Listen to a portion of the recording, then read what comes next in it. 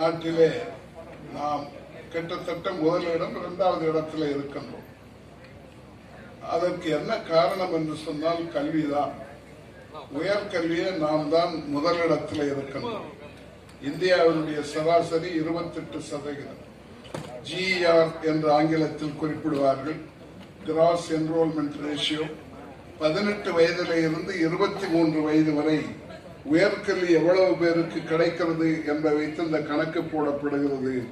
வளர்ந்த நாடுகள் எல்லாம் இது 60 இருந்து 100% வரை இருக்கிறது. நம்முடைய நாட்டிலே அது 28%. ஆனால் தமிழ்நாடு 47%. அதற்கு பல காரணங்கள் உண்டு. நிறைய முதலமைச்சர்கள் அக்கறை காட்டினார்கள். அதைவிட மதத்தை பரப்புவதற்காக இங்கே வந்த பாதிரிமார்கள் மதத்தை பரப்புவதோடு கல்வியையும் சேர்த்து பரப்பினார்கள். அது ஒரு முக்கிய காரணம், நாம் மறந்துவிட முடியாது. கல்விக்கு அடித்தளமிட்டவர் பெருந்தலைவர் காமராஜ் அவர்கள். இந்த பள்ளி கல்வி அதற்கு முன்னாலே மிக குறைவாகத்தான் இருந்தது. தன்னுடைய காலத்திலேயே 12,000 பள்ளிகளை திறந்தார்கள் ஒரு 10 ஆண்டு காலத்தில். ஆக பள்ளி கல்வி உயர்ந்தது. உயர்கல்வியிலே நாம் இவ்வளவு உயர்ந்ததற்கு அடிப்படை காரணம் புரட்சித் தலைவர் எம்ஜிஆர் அவர்கள் என்பதை மறந்துவிட முடியாது. அதற்கு முன்னாலே இந்த செல்ஃப் பைனான்சிங் என்ற கான்செப்டே கிடையாது.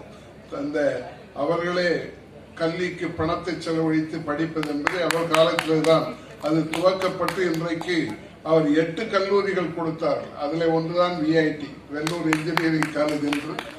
இன்றைக்கு அது 450 கல்லூரிகளாக வளர்ந்திருக்கின்றன. பாலிடெக்னிக்கல் வந்துவிட்டன, ஆர்ட்ஸ் காலேஜ் வந்திருக்கின்றது. இன்றைக்கு தமிழ்நாடு முன்னணியில் இருப்பதற்கு அது ஒரு முக்கிய காரணம். அது மட்டுமல்ல, இங்கே படித்து முடித்தவர்கள் இன்றைக்கு உலகெங்கும் சென்று வேலை பார்க்கின்ற வாய்ப்பு இருக்கிறது. எங்களுடைய மாணவர்களே 84 நாடுகளில் பணியாற்றி கொண்டிருக்கிறார். கல்விக்கு என்ன சக்தி இருக்கிறது என்பதற்கு ஒரே ஒரு உதாரணத்தை மட்டும் நான் சொல்லுகின்றேன். நாங்கள் ஸ்டார்ஸ் என்ற ஒரு திட்டத்தை வைத்திருக்கிறோம். VIT support the advancement of rural students என்று கிராமப்புற மாணவர்கள், அரசு பள்ளியிலே படிக்கிற கிராமப்புற மாணவர்களை ஊக்குவிப்பதற்காக ஒரு திட்டம். ஒவ்வொரு மாவட்டத்திலே இருந்தும் நன்றாக படிக்கின்ற மாணவன் மாணவியை, பெரிய மாவட்டமாக இருந்தால் 2 மாணவன் 2 மாணவியை தேர்ந்தெடுத்து அவர்களுக்கு இலவச கல்வி, தங்குமிடம், உணவு எல்லாவற்றையும் கொடுத்து கடைசியில வேலையும் வாங்கி கொடுத்து விடுகின்றோம். 2008 துவக்கியது. இன்று வரை 1200 பேர் அதில் பயன்பெற்றிருக்கிறார்கள். அதுல என்ன முக்கியத்துவம் என்று சொன்னால், கணக்கு போட்டு பார்த்தோம்.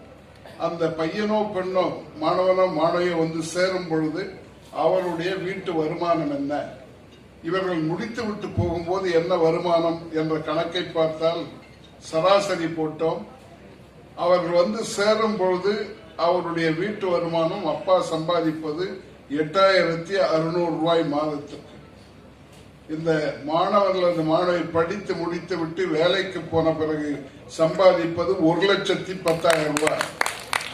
ஆக இந்த மாயாஜாலம், மேஜிக்னு சொல்லுவாங்க, அது நடக்கிறது. கல்வியால் அதை செய்ய முடிகிறது. 8,600 ரூபாயை 1,10,000 ரூபாய் மாற்றுகின்ற அளவுக்கு கல்விக்கு சக்தி இருக்கிறது. அந்த கல்வியை நாம் அனைவருக்கும் கொடுக்க வேண்டும். இப்பொழுது ஒரு பகுதி தான் கல்வியை பெறுகிறார்.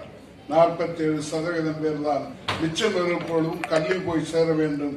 இதை ஆங்காங்கு இருக்கிற தமிழ் அமைப்புகள் இதை ஊக்குவிக்க வேண்டும் என்று நான் கேட்டுக்கொள்கின்றேன். காரணம், நான் உங்களுக்கு தெரியும், இப்பொழுது பெரிய போராட்டமே நடைபெற்றுக் கொண்டிருக்கிறது. இந்த நீட்டை பத்தி போராட்டத்தை பேசுற மொழி. ஏன் இந்த நீட் வந்தது என்பதை யாரும் சொல்வதில்லை. என்ன நீட்டுன்னா எதுக்குன்னு சொன்னா, நம்முடைய நாட்டில் 820 கல்லூரிகள் இருக்கின்றன, மருத்துவக் கல்லூரிகளும் பல்கலைக்கழகங்களும். மொத்த சீட்டுகளே 1,36,000. ஆனால் படிக்க வேண்டும் என்று விரும்புபவர்கள் 22 லட்சம் பேர். 20 இருந்து 22 லட்சம் ஆண்டுக்கு பரீட்சை எழுதுகிறார். அதுல 12 லட்சம் பேர் தேர்ச்சி பெறுகிறார். அந்த 12 லட்சம் பேருக்கு இந்த 1,30,000 சீட்டை பிரிச்சு கொடுக்கறதுக்கு பேர் தான் நீட்டு. அதுல எத்தனை பிரச்சனை உண்டு. மாநில அரசு, மத்திய அரசு, உயர் நீதிமன்றம், உச்ச நீதிமன்றம் எல்லாம் தலையிட்டு கடைசியில் பார்த்தீங்கன்னா ஒரு 500 சீட்டு வேக்கண்டா போயிடும். இது இந்த நாட்டில் நடைபெற்றுக் கொண்டே இருக்கிறது. இதுவரை இதற்கு நம்மால் ஒரு தீர்வு காணவே முடியவில்லை. பற்றாக்குறை இருக்கலாம், ஆனால் பஞ்சமே இருக்கிறது. MBBS என்று சொன்னாலே எல்லாம் வெளிநாட்டிலே போய் படிக்கின்ற சூழ்நிலை. உங்களுக்கு தெரியும், வார் வந்தது, உக்ரைன் வார், ரஷ்யாவுக்கும் உக்ரைனுக்கும் சண்டை வந்த பிறகுதான் நமக்கு தெரிந்தது அங்க நம்முடைய மாணவர்கள் 300 பேர் MBBS படித்துக் கொண்டிருக்கிறார்கள். அவர்களை அங்கே இருந்து கொண்டு வந்தோம். ஆனா உதவியே பண்ணல. அவங்களுக்கு எல்லா நாடுகளிலும் போயிருக்கிறார். Kazakhstan, Kyrgyzstan, Tajikistan, Philippines, Bangladesh, Nepal, of course பெரிய அளவில் சொல்வது சீனாவுக்கு, ரஷ்யாவுக்கு 225,000 30,000 பேர் 2 நாட்டில் இருக்கிறார். ஏன் இவ்வளவு பேர் வெளிநாடுகளுக்கு போகிறார்கள், ஏன் நம்மால இதை செய்ய முடியவில்லை என்பதை பற்றி பெரிய அளவிலே அரசியல் கட்சிகள் பேசவோ அதை பற்றி நடவடிக்கை எடுக்கவோ முடியவில்லை, செய்யவில்லை. அதை செய்வதற்கு, நடவடிக்கையை ஆரம்பிப்பதற்கு தமிழ்நாடாக இருக்க வேண்டும் என்று நான் நம்முடைய முதலமைச்சர் அவர்களை கேட்டுக்கொள்கின்றேன். காரணம், நம்முடைய நாட்டிலே 1.5 லட்சம் பேர் மருத்துவம் படிக்க விரும்புகிறார்கள். நமக்கு இருப்பது 10,000 12,000 சீட்டு தான். இதை மாற்ற முடியாதென்றால் மாற்ற முடியும். மற்ற நாடுகள் செய்திருக்கின்றன. ஒரு கல்லூரியிலே நாம் 100 பேர் 150 பேருக்கு மேலே சேர்ப்பதில்லை MBBS.